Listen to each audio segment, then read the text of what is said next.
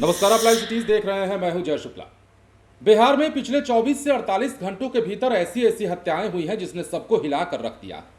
एक और बड़ी खबर और एक और बड़ी तस्वीर हम आपको दिखाने जा रहे हैं और ये खबर भी बिहार की है। बिहार में अब एक और शख्स को गोलियों से भून डाला गया है, छलनी छलनी कर दिया गया है और उसे बांसबाड़ी में बुलाकर मौत के घाट उतार दिया गया है। किस प्रकार हाजीपुर में ठेकेदार की हत्या होती है, किस प्रकार सिवान में एक शख्स को गोली मारकर उसे मौत के घाट उतार दिया जाता है और किस प्रकार अब बिहार के भागलपुर की यह तस्वीर आई है, वो हम आपको दिखाने जा रहे हैं।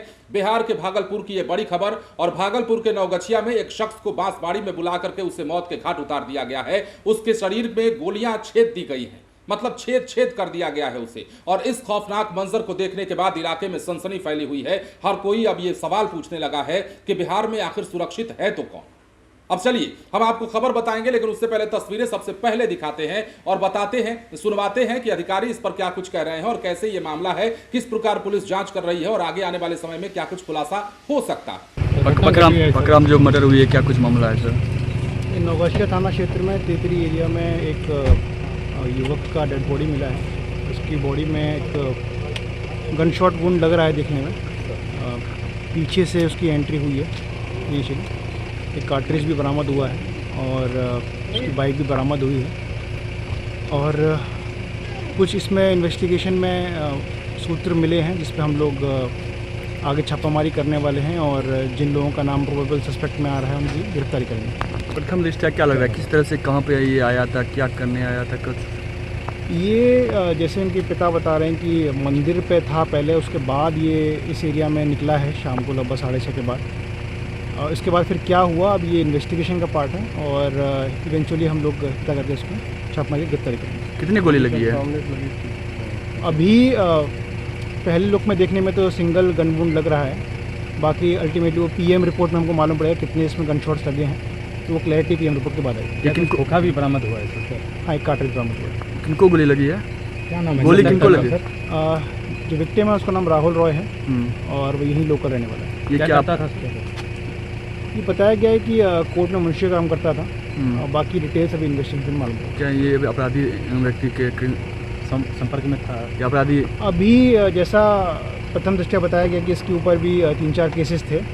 वो तो डिटेल्स हम लोग अभी निकालेंगे कि किस नेचर के केस थे और किस तरह की गतिविधि में इन्वॉल्व था और उससे भी हम लोगों को मालूम पड़ेगा कि किस लोगों के साथ ये बैठता था और कौन कौन लोग इसकी टीम में पहले रह चुके हैं। गोली सर सामने से लगी है क्या? अभी वो क्लैरिटी बताना बड़ा मुश्किल है। फर्स्ट लुक में देखने में लग रहा है कि पीछे से एंट्री हुआ है, बाकी वो पीएम में मालूम पड़ेगा। तो जैसा कि आपने देखा और सुना है, तस्वीरें देख करके आपको अंदाजा लग गया होगा कि किस तरीके से इसकी घटना को अंजाम दिया गया, किस तरीके से राहुल की हत्या कर दी गई, कैसे राहुल नाम के इस युवक को मौत के घाट उतारा गया है। अब इस खबर के बारे में जरा विस्तार से अगर बात करें तो भागलपुर के नवगछिया थाना क्षेत्र के पकरा स्थित रामधारी सिंह उच्च विद्यालय के मैदान के पीछे दोनिया टोला के पास देर शाम उस समय सनसनी फैली जब बांसबाड़ी के समीप एक युवक की गोली मारकर हत्या कर दी गई। मृतक की पहचान तेतरी दक्षिण बारी टोला निवासी किसान वरुण राय के 30 साल के पुत्र राहुल राय के रूप में हुई है। घटना के बाद इलाके में दहशत का माहौल फैल गया है, सनसनी फैल गई है। सूचना मिली, पुलिस पहुंची, अधिकारी भी पहुंचे और मामले की जांच शुरू की। अब परिजन जो आरोप लगा रहे हैं उनके मुताबिक समझिए, राहुल शाम करीब 6 बजे घर से निकला था। उसे तेतरी दुर्गा स्थान मंदिर के आसपास आखिरी बार देखा गया। इसके बाद वो किसी दूसरे व्यक्ति की मोटरसाइकिल से पकड़ा के मैदान के पीछे दोनिया टोला स्थित बांसबाड़ी की ओर पहुंचा था। वहां किसके साथ गया था और किस उद्देश्य से गया था, इसकी जानकारी अभी सामने नहीं आई है, लेकिन प्रथम दृष्टया पुलिस को आशंका है कि राहुल को वहां बुला करके ले जाया गया होगा, निशाना बनाया गया होगा। स्थानीय लोगों के मुताबिक अपराधियों ने उसे दौड़ाकर गोली मारी होगी। हालांकि घटना का वास्तविक क्रम क्या था, यह पुलिस की वैज्ञानिक और तकनीकी अनुसंधान और जांच के बाद ही स्पष्ट हो पाएगा। नवगछिया एसपी वैभव शर्मा ने क्या कुछ बताया है आपने सुना है। राहुल के शरीर पर प्रथम दृष्टया एक गन शॉट दिखाई दे रहा है। उन्होंने कहा कि शुरुआती जांच में गोली पीछे की ओर से प्रवेश करने की बात सामने आई है, लेकिन गोली कितनी लगी है और शरीर के किस हिस्से से निकली है, इसकी अंतिम पुष्टि पोस्टमार्टम रिपोर्ट के बाद होगा। एक खोखा भी घटनास्थल से बरामद किया गया है। अभी बाइक बरामद हुई है, उसकी पहचान नहीं हो पाई है। यही बाइक इस हत्याकांड की कड़ी खोलने में महत्वपूर्ण सुराग भी साबित हो सकती है। अब घटना की गंभीरता को देखते हुए पुलिस ने एफएसएल टीम को मौके पर बुलाया।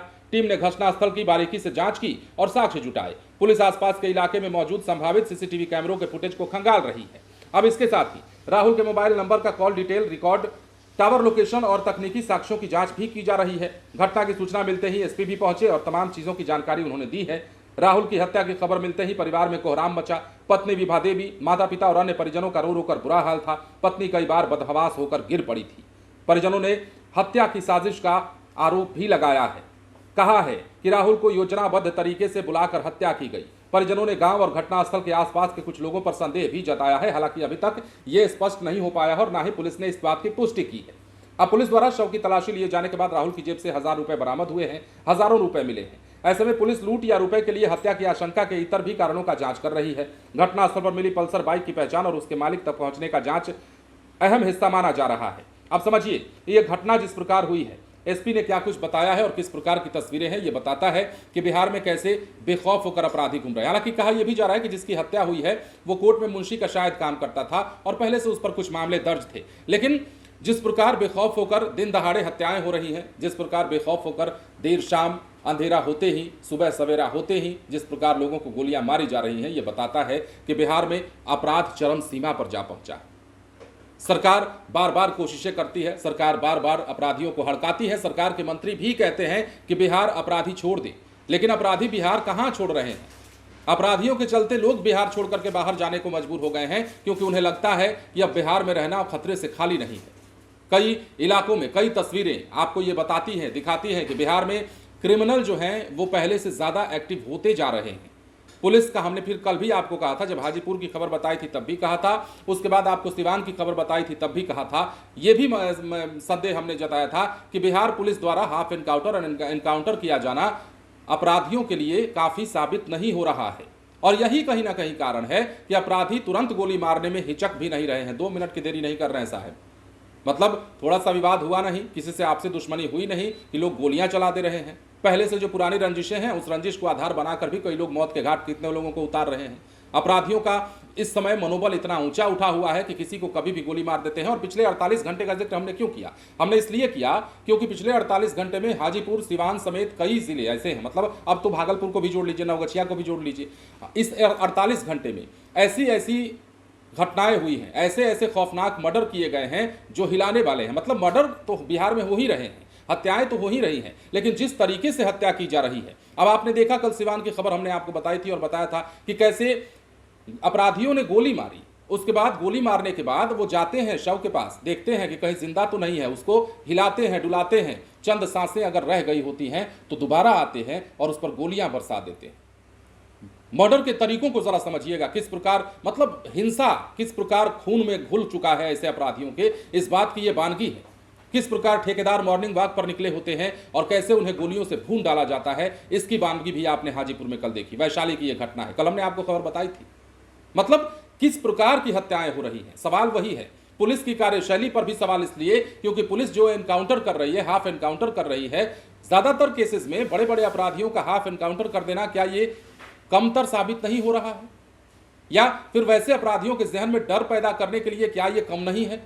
अगर डर पैदा करना है अपराधियों के जहन में तो पुलिस को क्या करना चाहिए, इस ओर विचार करने की जरूरत है, इस ओर कदम बढ़ाने की जरूरत है। हम ये नहीं कह रहे हैं कि पुलिस गलत है, हम ये नहीं कह रहे हैं कि पुलिस के कारण मर्डर हो रहे हैं। पुलिस थोड़े रात में दिन भर सुबह सुबह घर के दरवाजे पर जाती रहेगी, इलाके में घूमती रहेगी और पूछती रहेगी कि कहीं आपका मर्डर तो नहीं होने वाला है। ऐसा थोड़ी होता है। लेकिन पुलिस की जो कार्यशैली है, अपराध होने के बाद में जो पुलिस एक्शन लेती है, उस एक्शन में वो कठोरता दिखनी चाहिए जिस कठोरता के बाद लोग डरें। वैसे लोग डरें जो अपराधी हैं, वैसे लोग डरें जो किसी को गोली मारने में नहीं हिचक रहे हैं। और ये डर पैदा करना बिहार सरकार के लिए भी और बिहार की पुलिस के लिए भी बड़ा जरूरी हो गया है, क्योंकि इन 24-48 घंटों में बिहार बहुत दहला है, बिहार थर्राया है, बिहार कांप रहा है।